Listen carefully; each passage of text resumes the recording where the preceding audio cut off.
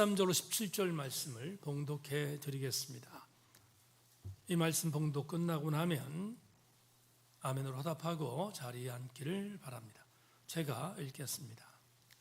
들으라, 너희 중에 말하기를 오늘이나 내일이나 우리가 어떤 도시에 가서 거기서 1년을 머물며 장사하여 이익을 보리라 하는 자들아, 내일 일을 너희가 알지 못한도다.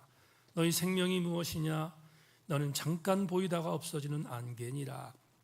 너희가 도리어 말하기를 주의 뜻이면 우리가 살기도 하고 이것이나 저것을 하리라 할 것이거늘 이제도 너희가 허탄한 자랑을 하니 그러한 자랑은 다 악한 것이라.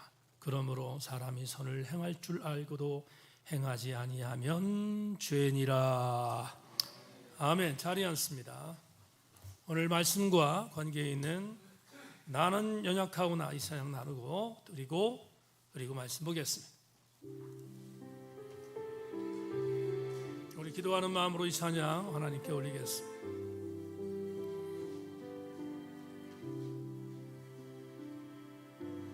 나는 연약하오나 주의 권능 크시니 모든 환난 시험을 물리쳐 주옵소서.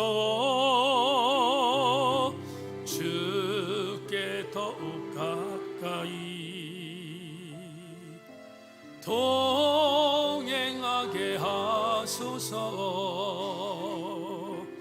아무 때나 어디든지 주와 함께 있기 원하네.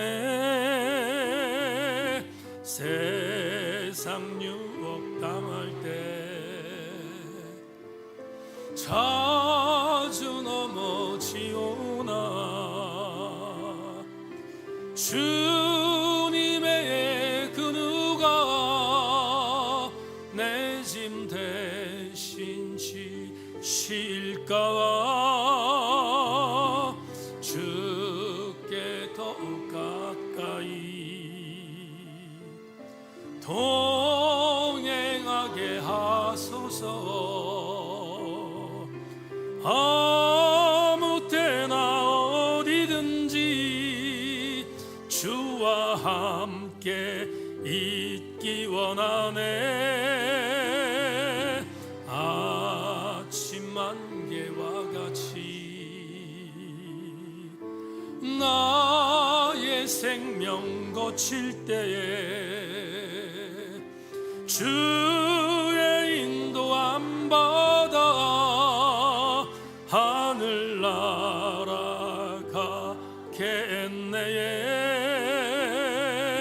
주께 더욱 가까이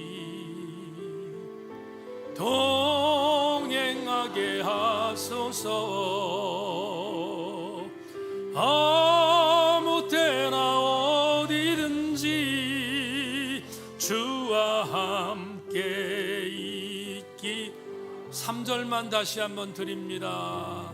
아침 안개와 같이 나의 생명 거칠 주의 인도함 받아 주의 인도함 받아 하늘 날아가겠네.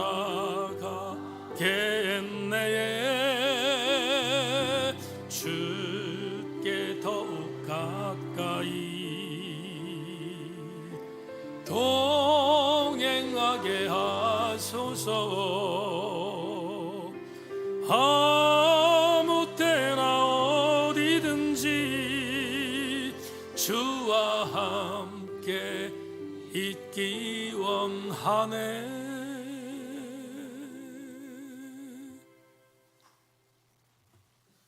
3절 가사를 복기해 봅니다. 조그만 햇빛이 비치면 사라지는 안개 같은 우리의 인생인 것을 잊고 살 때가 많습니다. 하나님의 주감사 주일 2부 예배에 안개 같은 인생을 사는 우리의 삶을 하나님의 장중에 빛들려 빛된 삶을 살아가는 성도들로 변화시켜 주시는 귀한 이 시간 말씀 선포의 시간이 되게 하여 주옵소서. 성령님, 듣겠습니다. 이사야가 그렇게 했던 것처럼 주여 내가 여기 있사오니 나를 보내시옵소서. 말씀 듣고 난 뒤에 그런 결단이 임하도록 우리를 복내리워 주옵소서. 도우실 성령의 들을 기대하며 소망하며 예수 그리스도 이름으로 기도 올리옵나이다. 아멘. 서로 마주보며 인사합니다. 말씀의 기대를 거십시다. 인사하겠습니다. 말씀의 기대를 거십시다. 오늘 맥주감사주일 절기설교를 본문 야고보서로 그대로 택했습니다. 주님, 제가 가는 길이 옳습니까? 이런 제목 갖고 말씀의 은혜를 나누겠습니다. 은혜의 시간 되기를 소망합니다. 자막이 아주 기본적인 것만 나오기 때문에 집중하셔야 합니다. 함께 은혜의 시간 되기를 소망하고 말씀을 증거합니다. 오늘 야고보 4장 13절 17절 말씀을 우리가 읽었는데 이 전체의 본문을 우리가 자주 인용하는 피터슨 목사님의 메시지 번역으로 다시 읽으면서 설교를 시작하겠습니다. 오늘이나 내일 이러저러한 도시에 가서 1년 정도 머물면서 사업을 시작해 큰 돈을 벌어야겠다고 건방진 소리를 하는 여러분에게 한마디 하겠습니다. 여러분은 내일에 대해 아무것도 알지 못합니다. 여러분은 햇빛이 조금만 비춰도 금세 사라지고 많은 한 줌 안개에 지나지 않습니다. 오히려 주님이 원하셔서 우리가 살게 된다면 이런저러한 일을 하겠다고 말하는 습관을 들이십시오. 사실 여러분은 우쭐거리는 자아로 가득 차 있습니다. 그런 자만은 다 악한 것입니다. 여러분이 옳은 일을 할 줄 알면서도 하지 않는 것, 그것이 바로 여러분의 죄악입니다.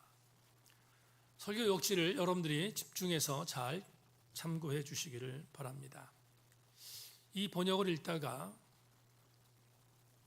철컥 내려앉았던 내 심령이 있습니다. 왜냐하면 뭔가 감추었던 것이 들켜진 느낌 때문입니다. 속마음을 들킨 것 같도록 만든 유진 피터슨 목사님의 번역이 그야말로 오늘 우리를 내리치는 죽비가 아닌가 생각합니다. 여러분이 오늘 맥주감사주의를 함께 나누면서 주목할 교훈들을 찾아야 되겠는데 왠지 모르게 유진 피터슨 목사가 말했던 이 본문 속에서 우리가 여기에 걸맞는 삶을 사는 백성이 우리가 아닌가 생각되어지기 때문에 거기서 오는 부분에 있어서의 나름대로의 아픔들이 나를 건드려서 그래서 우리가 뭔가 숨긴 걸 들킨 것이 아닌가 하는 생각이 들어서 아파할 때가 있는데 오늘 우리는 맥주감사주일 설교를 통해서 다시 한번 추스리는 그런 시간을 가지려고 합니다. 찬양했던 것처럼 아침 안개 같은 우리의 삶이 완전히 벗어지는 그런 햇빛을 통하여 새로워지는 귀한 맥주감사주일 되어지기를 주의 이름으로 축원합니다. 오늘 본문은 주석을 참고해야 합니다. 여러분, 야고보서의 저자는 수신자 공동체를 이렇게 밝혔다고 했습니다. 흩어진 12지파의 형제 공동체, 이건 분명히 이방인들과 유대인들이 함께 있는 공동체를 말하는데 특별히 오늘 수신자 공동체는 그 중에서도 한 부분을 대상으로 하고 있습니다. 그 부분은 장사하는 사람들이었습니다. 장사하는 사람들이라는 단어에 대해서 여러분 주목할 필요가 있습니다. 오늘의 언어로 바꾸면 아마도 사업가였을 것입니다. 지금부터 본문을 주의할 터인데 본문 주의가 여러분에게 이 본문을 전체로 이해하는 데 있어서 대단히 중요한 안목을 주니까 집중해 주기를 부탁합니다. 야고보서는 주후 62년 이전쯤에 기록됐다고 여러 차례 말씀을 드렸습니다. 그렇다면 주 1세기는 농경문화가 발달되었던 때였고 다른 어떤 것들이 삶의 직종들이 아니었습니다. 유발 하라리가 말했던 것처럼 사피엔스라는 우리 인간들이 농업 말고는 다른 것들을 할 수 없었던 시대가 바로 이때였습니다. 그런데 오늘 본문도 바로 농사의 모든 일들을 다 하면서 먹고 사는 사람들이 대상인데, 여러분 다시 한번 좀 반추합시다. 디아스포라, 흩어진 유대인들 중에서 개심하여 다른 나라에 가서 교회 공동체를 만들었던 그들은 유대를 떠나서 이방 나라에 가서 살고 있었기에 그들은 자기 땅이 없었습니다. 자기 땅이 없었던 그들은 당연히 소작농을 하면서 먹고 살아야 됐습니다. 소작농이라는 단어 아시죠? 흩어져 있는 유대인들이 갔던 그 땅의 주인들이 땅을 불화하면 그 땅을 갖고 농사를 짓고 경작한 뒤에 거기서 몇 대 몇의 이유를 갖고 먹고 사는 사람들을 소작농이라고 합니다. 우리 잘 아는 것처럼 소작농들은 절대로 부유하지 않습니다. 어떤 심한 경우에는 착취의 대상이기도 하기 때문입니다. 그런데 그 중에 소작농으로 있던 사람들 중에 다른 직종을 택한 사람이 있었음을 이 본문이 우리에게 암시해 줍니다. 여러분, 최병삼 교수의 주석을 여러분들에게 읽으면서 오늘 본문 이 야고보 4장 13절로 17절 말씀에 수신자가 누구인지의 정체를 밝히겠습니다. 여러분 아마 요약지에 있을 겁니다. 자막은 나오지 않으니까 잘 참고하기를 바랍니다. 야고보서가 기록될 당시 소작농들 가운데 극심한 가뭄이나 혹은 항구를 통한 교통의 발전 등의 이유로 서서히 여기저기를 다니며 팔고 사는 거래상들이 생기기 시작했고, 이로 인해 소작농이라는 굴레에서 벗어나 나름대로 부를 축적하며 가난의 고립뼈를 떼어버리기 시작한 사업가들이 있었다. 이들은 소위 출세한 자들로 더러 믿음의 공동체 안으로 들어오기도 했을 것이다. 야고보가 염두에 두는 수신자 대부분이 아직 소작농들이고 그들의 극히 일부가 사업가들인데, 이들은 주로 세상에서 성공했고 또한 매우 세속적인 신앙을 지닌 자들이었을 가능성이 매우 높다. 부연하겠습니다. 여러분 잘 따라오십시오. 조금 전에 말씀드린 것처럼 야고보서의 편지를 받는 수신자 공동체의 대부분의 사람들은 타향살이를 하는 소작농입니다. 그러니 가난할 수밖에 없었습니다. 그런데 그 일부 중에 소작농의 일을 버리고 과감하게 다른 직종을 택한 사람이 있었음을 최병성 교수가 말하고 있습니다. 누구였습니까? 소작농으로 살던 이들이 사업하는 사람으로 바뀐 사람들입니다. 당시 오늘날로 얘기하면 보따리 장수들이 있었습니다. 항구 도시에 있었던 사람들, 또 상업이 발달됐던 이 도시에 있었던 사람들이 소작농을 포기하고 농사지면 먹고 살 수 없어. 그리고 과감했지만 무모한 도전 것처럼 보였지만 보따리 장수를 하고 상업을 하는 사람이 생긴 것입니다. 그런데 놀라운 결과 부자가 됐습니다. 예상치 않게 정말 위험한 시도 같았지만 그들이 장사를 했는데 부자가 됐습니다. 여기서 문제가 생깁니다. 부자. 여러분, 부자가 되면 하나님의 은혜를 생각하고 더 겸손해야 되는데 거의 대부분의 사람들은 교만해집니다. 부자가 된 그 한 가지 이유 때문에 개구리가 올챙이 쪽을 생각하지 못하는 경우들이 생기는 경우가 허다합니다. 오늘 본문의 수신자도 마찬가지입니다. 그들이 부자가 됐습니다. 그런데 자기와 같이 한 교회 안에서 신앙생활을 하면서 같이 동고동락하던 동역자들, 그들은 여전히 가난합니다. 여전히 농사를 짓고 있습니다. 그들을 깔보기 시작합니다. 깔보는 그들을 이제 깔보는 정도가 아니라 부축입니다. 어떻게 부축입니까? 농사하면 돈 못 벌어. 농사하면 지질이 가난해. 그러니까 세속적인 마인드를 갖고 밖에 나와서 장사하자라고 부축입니다. 수많은 야고보서라는 편지를 받고 있는 수신제 공동체에 있는 사람들이 흔들렸습니다. 안 그러겠습니까? 흔들렸습니다. 그래서 흔들려서 교회 공동체가 흔들리고 있습니다. 야고보는 이것을 경종합니다. 어떻게? 13절을 다시 메시지로 읽겠습니다. 13절, 오늘이나 내일 이러저러한 도시에 가서 1년 정도를 머물면서 사업을 시작해 큰 돈을 벌어야겠다고 건방진 소리를 하는 여러분에게 한마디 하겠습니다. 14절 연려볼까요? 이렇게 말합니다. 여러분은 내일에 대하여 아무것도 알지 못합니다. 여러분 햇빛이 조금만 비쳐도 금세 사라지고 마는 한 줌 안개에 지나지 않습니다.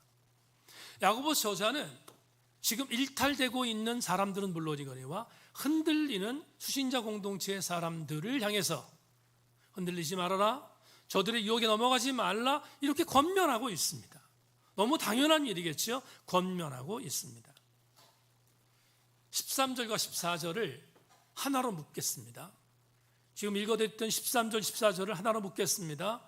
그리고 담임 목사의 언어로 이렇게 바꿔보겠습니다. 이 13절, 14절을 이렇게 바꿉니다.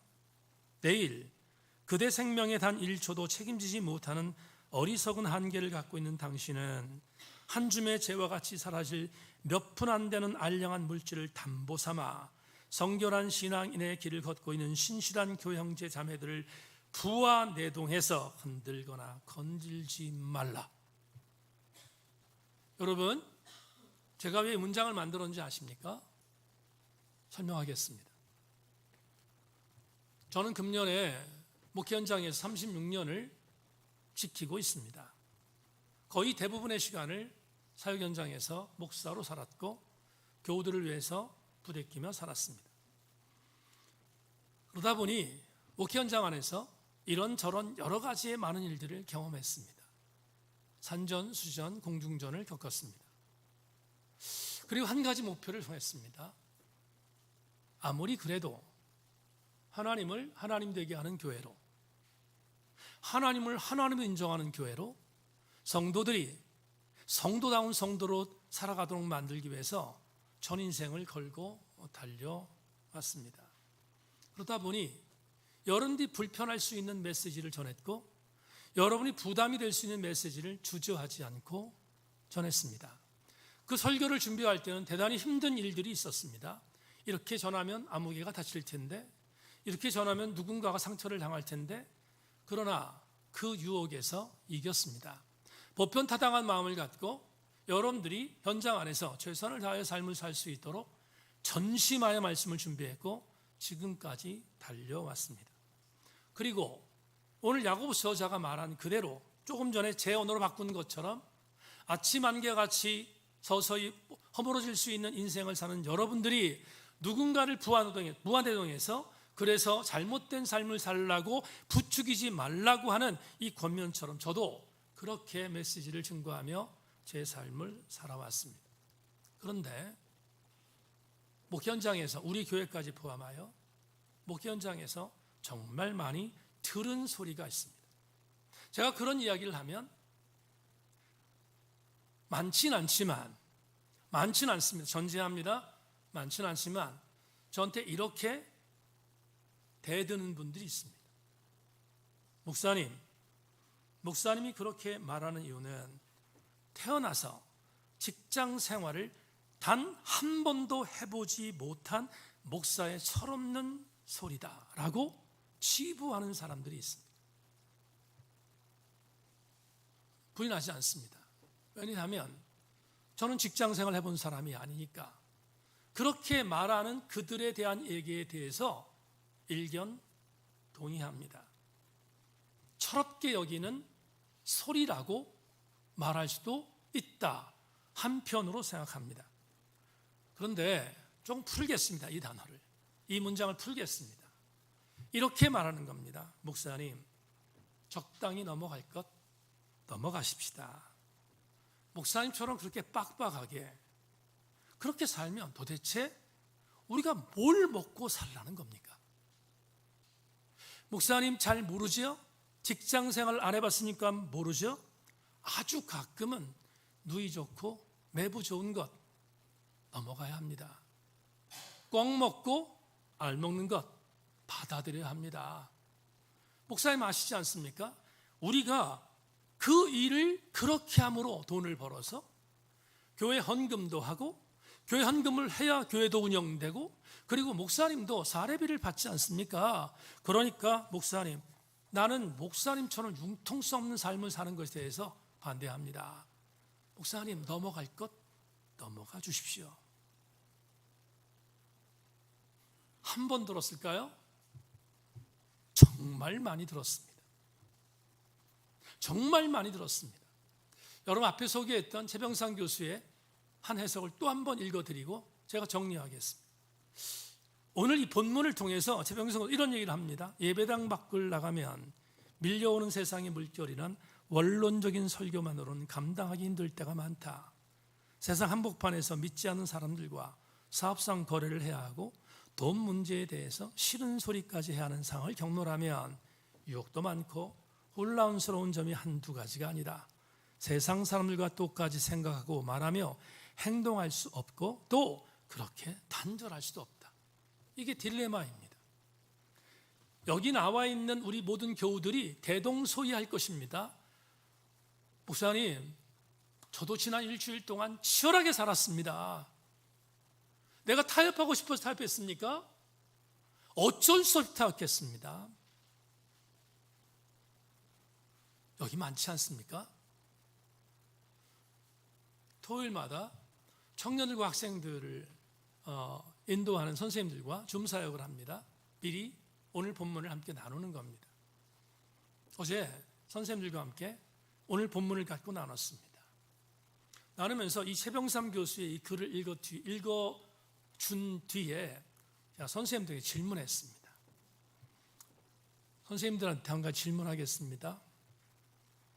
여러분은 제천생교 담임 목사가 적당히 넘어갈 것 넘어가고 꽉 먹고 알먹는 거 인정해주고 스릴적하는 목사가 되기를 원합니까? 아니면 듣기는 불편해도 그래도 원칙을 말하고 그리스도인답게 사는 목사가 되길 원합니까?를 물었습니다. 교사들에게. 선생님들 뭐라고 대답하는지 궁금하지 않습니까? 한 사람도 궁금 안 한 것 같은데 궁금하지 않습니까? 선생님들이 이렇게 말했습니다. 목사님, 첫 번째 목사가 되면 저희들이 설교를 듣기 부담 없고 그리고 설교를 들음에 있어서 참 좋을 것 같습니다. 왜냐하면 불편하지 않으니까. 근데 선생님들이 이렇게 말했습니다. 근데 목사님은 안 돼요. 이렇게 말했어요.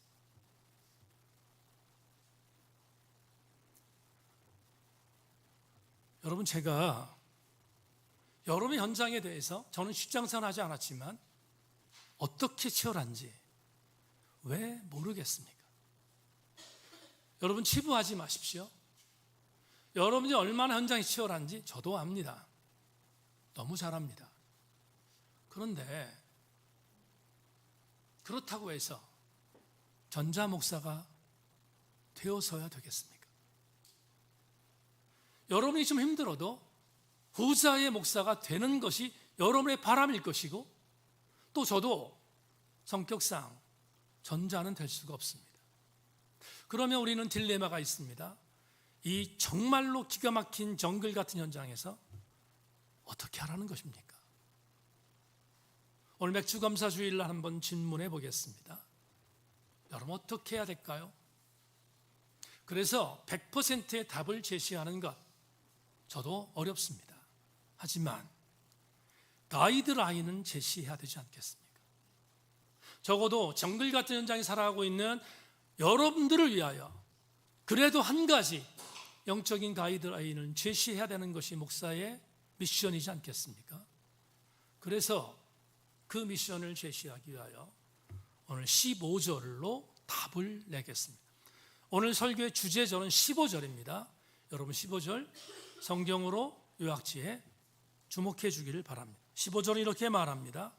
더희가 도리어 말하기를 주의 뜻이면 우리가 살기도 하고 이것이나 저것을 하리라 할 것이거늘.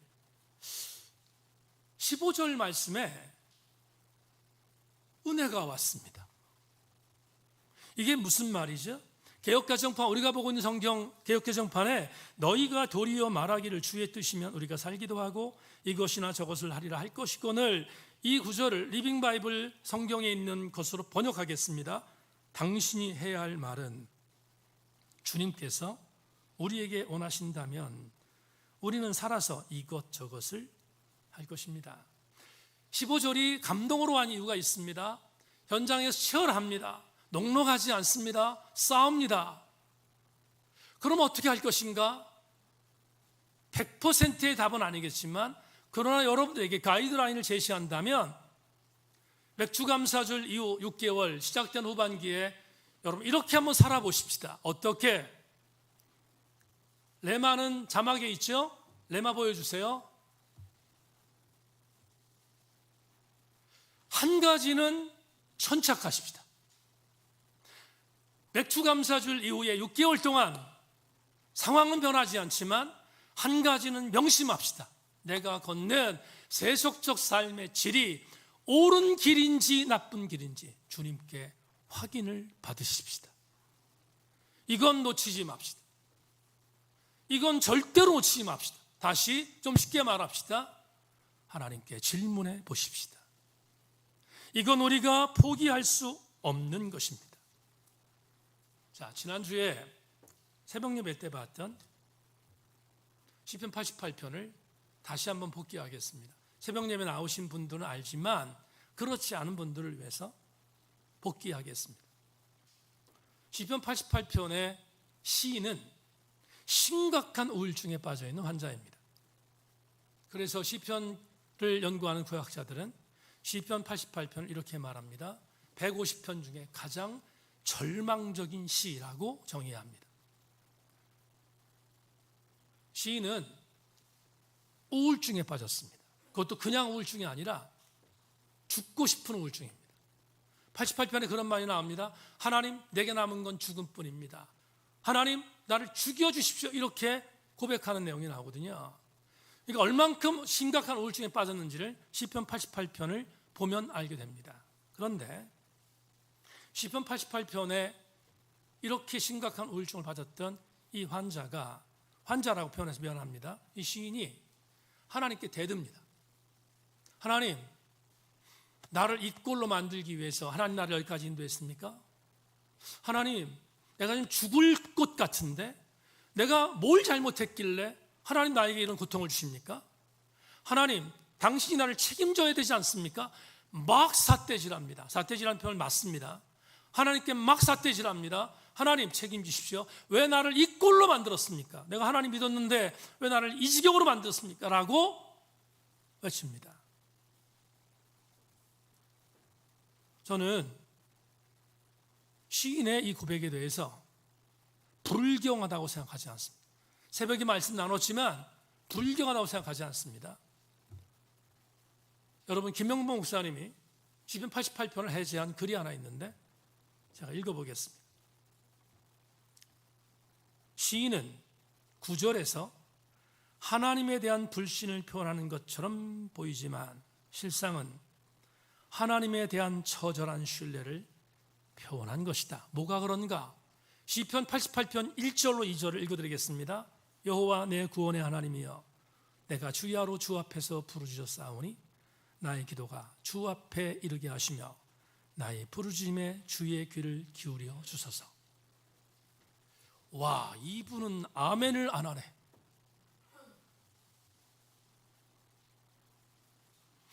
시인이 죽을 것 같습니다. 하나님께 삿대질합니다. 왜 나를 이 지경으로 만들었습니까? 공경합니다. 근데 김명문 목사가 뭐라고 말합니까? 이렇게 말합니다. 시인의 이 처절한 간구는 하나님께 공격하는 것이 아니라 도리어 하나님에 대한 처절한 절규다 라고 표현하잖아요. 감동이 온 이유가 뭐지요?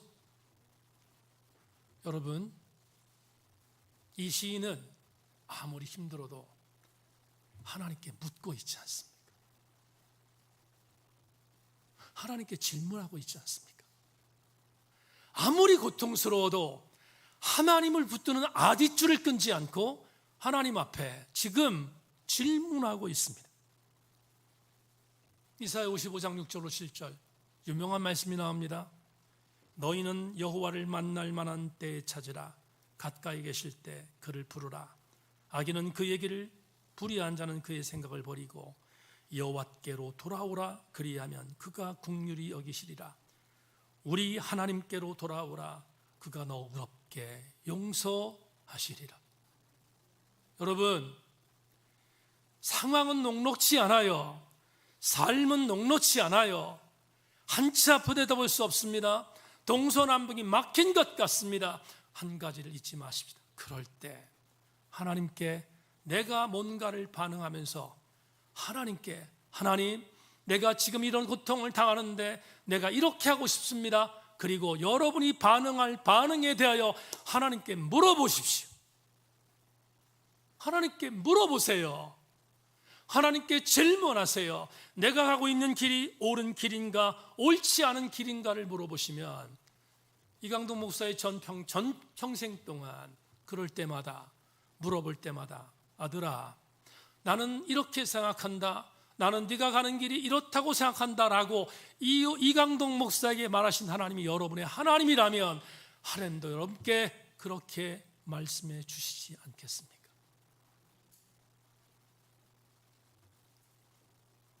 교우들에게 선포합니다. 여러분, 하나님께 질문하지 않는 자는 건방진 자들입니다. 오늘 본문에서 유진 피터슨의 메시지 속에 나와 있는 건방진 사람들에게 뭔가 말하겠습니다라고 말했던 이 말, 우리는 절대로 가볍게 여기면 안 됩니다. 김학철 교수가 16절 오늘 본문 16절 보겠습니다. 이제도 너희가 허탄한 자랑을 하니 그러한 자랑은 다 악한 것이라 라는 이 구절을 여러분 잘잘법의 스타 강사인 김학철 교수가 이렇게 해석합니다. 개역개정이 허탄한 자랑을 하니라고 번역한 것을 새 번역은 우쭐대며 자랑하고 있습니다라고, 공동번역에서는 허영에 들떠 장담하고 있습니다라고 해석하고 있습니다라고 표현합니다. 교만하면 우쭐댑니다. 그만하면 허영에 들뜹니다.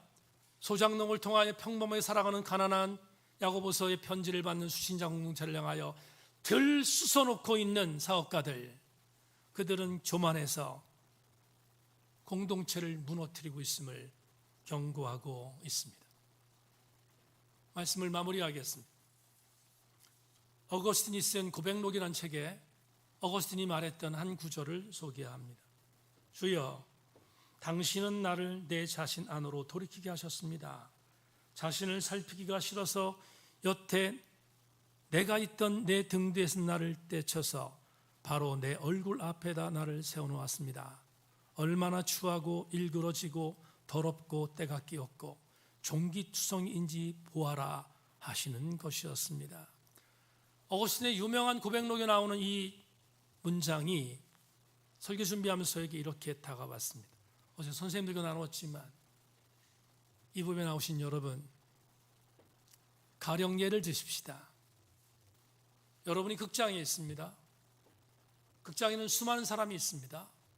근데 그 극장에서 그날 틀어준 프로그램은 여러분들의 인생 드라마입니다. 여러분이 어렸을 때부터 지금까지 살아왔던 삶을 숨김없이 슬라이드를 통하여 여러분 방송한다 칩시다. 수많은 관객들이 있습니다. 주인공은 나입니다. 나의 삶의 전체입니다. 여러분 어떻겠습니까? 쥐구멍이라도 들어가도 쉽지 않지 않겠습니까? 내 삶의 모든 귀한 길을 반추하는 방송이 모든 사람들 앞에 펼쳐진다면 누가 자유로울 수 있습니까? 이 목사가 자유로울 수 있습니까? 여러분이 자유로울 수 있습니까? 어거스틴이 이렇게 말합니다. 나의 이러한 모든 추악한 현실에 대하여 하나님이 당신 앞에 내 삶을 내놓게 만들었던 그 아름다운 일들을 나는 감사합니다. 왜냐하면 사람들 앞이 아니라 하나님 앞이기 때문입니다 라고 고백하고 있습니다. 여러분, 하나님이 여러분에게 주목하고 있다는 것을 아십니까? 하나님이 여러분들 한 사람 한 사람을 주목하고 있다는 사실을 아십니까? 여러 설교를 통해서 말씀드렸지만 우리는 하나님이 어떤 존재인가에 대하여 여러분 스스로 생각하겠지만 우리 모두를 향하여 하나님이 이렇게 말씀하십니다. 사랑하는 선생님께 형제들아, 아무개 형제야, 아무개 딸아, 아무개 성도야, 나는 네가 수많은 사람들 중에 한 사람이 아니라 나는 너를 바라보고 있는데 너는 나에게 수많은 사람이 한 사람이 아니라 네가 나의 전부인 한 사람이야 라고 말하고 계십니다. 그 하나님 앞에 우리는 한 가지를 맥주감사주일날 결심해야 합니다. 여러분의 삶의 여정은 여전히 녹록하지 않을 것입니다. 여러분의 삶의 연장은 치열할 것입니다. 그렇지만 2025년 하반기부터, 아니 내일부터 한 가지를 결심하십시다. 하나님, 내가 만나는 일체의 삶의 현장이 이전과 똑같겠지만 하나님, 내가 오늘 내 발걸음을 옮기는 한 걸음이 하나님 보시기에 옳습니까? 라고 질문해 보십시다. 하나님은 살아계십니다. 살아계신 하나님은 이 목사에게 말한 것처럼 여러분들에게도 말할 것입니다. 아들아, 그 길 가면 안 되지 않겠니?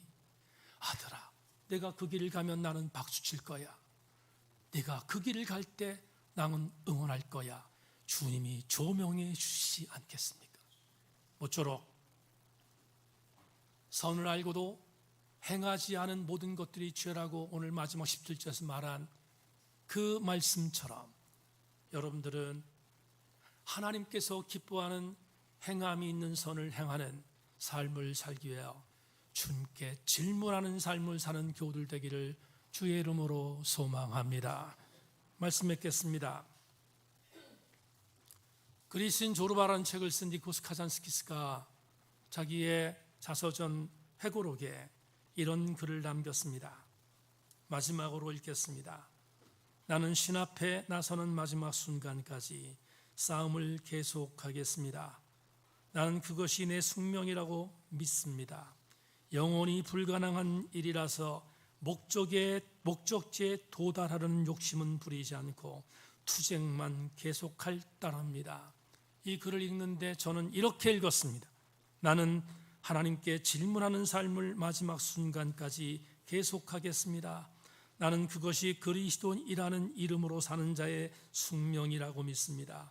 내가 원하는 삶의 목적지에 도달하기 위한 욕망 때문이 아니라 내 신앙의 궁극적인 목적에 도달하기 위해서입니다. 사랑하는 제천 세인성교회교회 교우 여러분, 여러분은 여러분이 가고 있는 길이 하나님이 원하시는 길인지를 묻고 계십니까? 2025년 하반기를 시작하는 첫 주일 아침, 주님께 질문하면 주님이 나에게 옳은 길을 가도록 반드시 인도하실 줄로 믿고 주님과 함께 걷는 우리 모든 교우들 되기를 주님의 이름으로 소망합니다. 말씀 생각하며 다시 한번 나는 연약하오나 하나님께 찬양 드리겠습니다. 말씀 기억하며 찬양하겠습니다.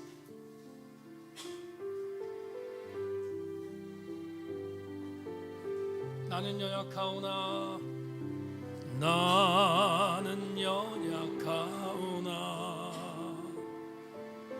주의 권능 크시니 모든 환난 시험을 물리쳐 주소서. 주께 더 가까이 동행하게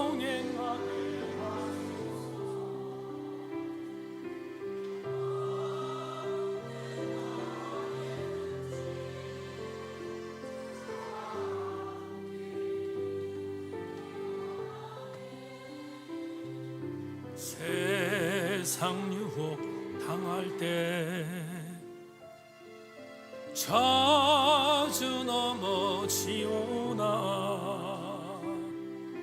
주님 외에 그 누가 내 짐 대신 지실까 주께 더욱 가까이 동행하게 하소서. 아무 때나 어디든지 주와 함께 있기 원하네. 아침 안개와 같이 아침 안개와 같이 나의 생명 거칠 때에 주의 인도함 받아 하늘 날아가겠네.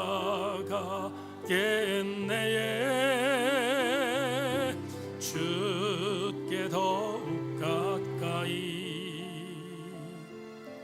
동행하게 하소서. 아무 때나 어디든지 주와 함께 있기 원하네. 맥주감사주일 2부 예배의 예배자로 부르신 하나님 감사합니다. 부르셔서 말씀 듣게 하셨습니다. 내 삶의 한 걸음 한 걸음을 내딜 때마다 내가 가는 길이 옳은지를 주님께 질문하고 물어보는 우리 교우들 되게 하여 주옵소서. 하나님은 살아계시기에 우리가 질문하면 말씀을 통하여 조명하실 줄로 믿고 하나님 2025년 후반기 더 믿음으로 굳건히 살아가는 아름다운 영적인 바로미터를 갖게 하여 주시옵소서. 하나님 맥주감사주를 맞이하여 우리의 신앙의 고백을 담아 드렸습니다. 하나님 2025년 하반기 동안 성도대 경영터와 직장과 가정과 그리고 저들이 처해 있는 현실이 치열하겠지만 오늘 설교를 통하여 선포한 것처럼 치열한 현장까지 하나님이 책임져 주실 줄로 믿고 결코 어려움 당하지 않도록 성도대의 범사를 인도하여 주시옵소서. 하나님 오늘 말씀을 듣고 세상으로 파송됩니다. 교우들 모두를 강권하여 주셔서 하나님 신바람 나는 일들을 보고하는 사도행전 29장의 귀한 성도들 될 수 있도록 강복하여 주시옵소서.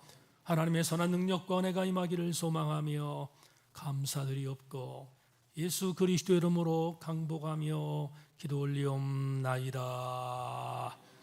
아멘. 자리에서 일어나시겠습니다. 주기도문 찬양 하나님께 드립시다.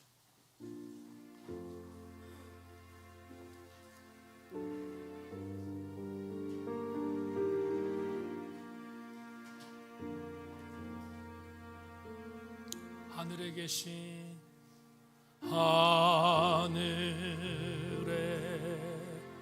계신 아버지 이름 거룩하사 주님 나라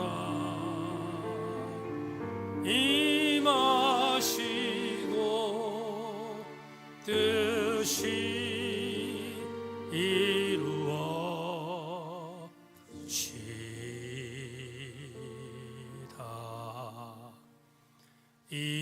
일용할 양 주시고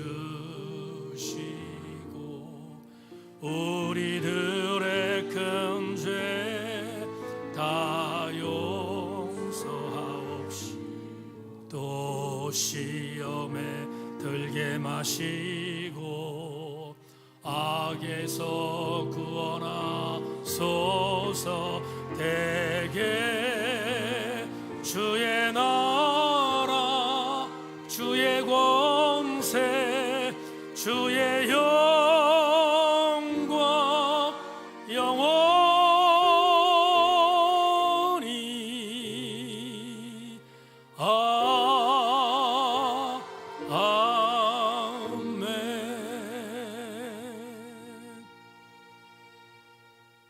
지금은 주 예수 그리스도의 은혜와 하늘 아버지의 극진하신 사랑과 성령님의 감동 감화하심의 은혜가 아침 안개 같은 인생에 우리의 삶을 허비하는 것이 아니라 하나님이 내게 원하시는 삶이 무엇인가를 질문하며 하나님이 원하시는 방향성을 향해서 걷는 당신의 백성이 바로 내가 되겠습니다 결심하며 파송되는 우리 모든 교우들 머리머리 위에 지금부터 영원토록 함께 계시옵기를 간절히 축원하옵나이다. 아멘, 아멘, 아멘.